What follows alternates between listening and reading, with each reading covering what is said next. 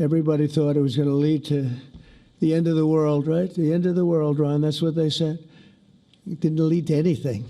It just led to something that I promised and something that was very, very popular for Jewish people and a lot of other people, too.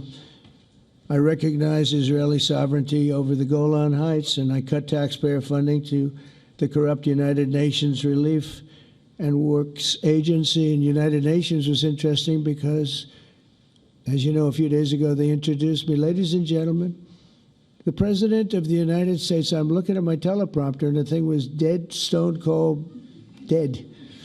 The thing's up here. I have a long, beautiful speech to make.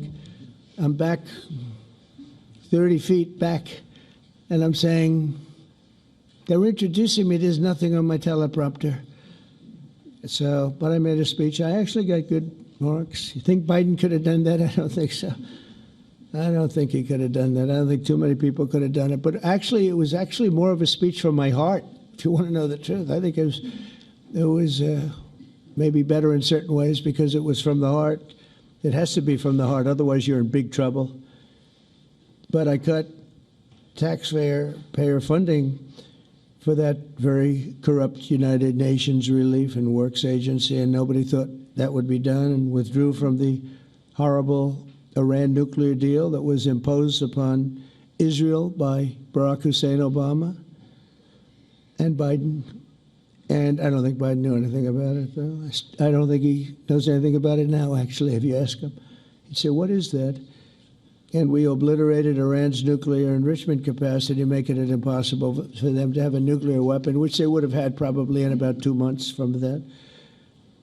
But I've never asked Israel to compromise its security, but we had big, strong talk. Nobody's been better to Israel. No president's been better to Israel than Donald Trump. But we had a long, strong talk, Bibi and I, and he understands it's time. It's time. History has shown, and the people of Israel want it. And the people of the Middle East want it. The people of enemies of Israel want it, but they don't have really too many enemies right now. And you know what? Many countries have gained great respect for Israel, for the way they fight, for the job they do, including me. I had respect anyway, but they gained respect. History has shown us that those who have relations with Israel have thrived, while those who have devoted resources and attention toward the destruction and even annihilation of Israel have languished. They haven't done well. Israel is not going anywhere. They're going to coexist with other people and countries in the region, from Syria to Lebanon to Saudi Arabia.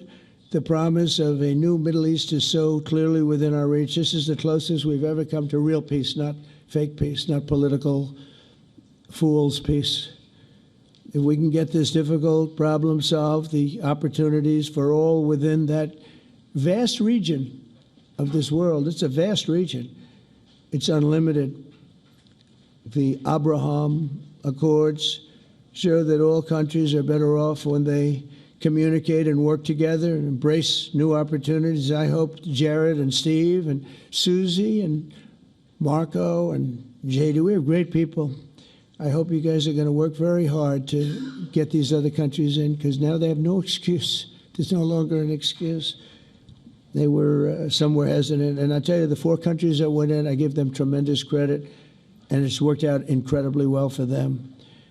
In the same spirit, I'm pleased to report that earlier today, we took another important step toward greater understanding of the region. A short time ago, we had a historic phone call in the Oval Office with Prime Minister Tani, who's really a great person. So we had a great talk, and I was on the phone, and Bibi was talking. Prime Minister Al-Thani was of Qatar. They really had a heart-to-heart conversation. It was a great conversation, I thought. It was productive. It was everything that you need to have something turn out to be successful. And I want to thank Bibi, and I want to thank the Prime Minister. It was fantastic. We agreed to launch a formal trilateral mechanism between Israel, Qatar, and the United States to begin a dialogue to enhance mutual security, correct misperceptions, and avoid future misgivings. And I want to thank Qatar, its leadership, and the Emir. He's a fantastic person. I think, I'm going to be his public relations man because I know him differently than a lot of people know him. But he wants peace. He wants to see peace. And his people, and they really acknowledge the critical role that they've played as mediator. And again, we're not quite finished. We have to get Hamas, but I think they're going to be able to do that. So now it's time for Hamas to accept the terms of the plan that we've put forward today. And again, this is a different Hamas than we were dealing with because I guess over 20,000 have been killed. Their leadership has been killed 3 times over. So you're really dealing with different people than we've been dealing with over the last 4 years, 5 years. Everyone has done their part and come to the table in good faith. Our Arab and Muslim partners are fully prepared to step up and fulfill their commitments for the benefit of the people of Gaza and the entire region. They're willing to step up and do a lot. They really are. There are a lot of good people involved. Everybody who wants to see an end to the violence and destruction should be united in calling for Hamas to accept the extremely fair proposal so that we can end the war and get us back our hostages right now and have everlasting peace. And I look forward to having relationships with everyone. As the chairman of the board, I'll be involved, and we'll have meetings with some very smart people that'll be working over there to make sure that we haven't just been wasting time with an agreement that doesn't get done. The task of building peace will not be easy. There are some of the hardest problems in the world to solve, and that's why it's been going on for so many centuries.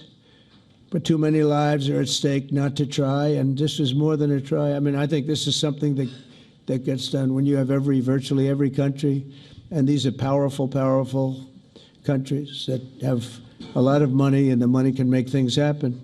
A lot of countries try, and they don't have any money. These are very rich countries that can make things happen. So together we'll forge a much safer and more hopeful future for everybody, including Israel. And I want to thank Prime Minister Netanyahu for his partnership. And I want to thank all of the leaders, the kings and the emirs and the presidents and prime ministers, people I mentioned. And they've been absolutely fantastic to work with. And it's just happened very quickly. It's happened from a couple of weeks before I had a couple of meetings, but a couple of weeks before we went to the United Nations. And we had some incredible meetings. It all came to place. It all took place, and everybody wanted to be a part of it. I don't have anybody that's saying we don't want anything to do with it. It's just the opposite. And I'll tell you, a couple of years ago, a year ago, I don't think we would have had this kind of participation, Mr. VP, right? I don't think we would have had. It's been amazing. The participation was 100%. Everybody wants to be a part of it. And everybody, those very strong countries, everybody wants it to work. So, Bibi, congratulations on this. I think this will be your crowning achievement, frankly. If this all works out, we think it will. It's going to be your crowning achievement, and I want to thank you very much for being here. Thank you. Please.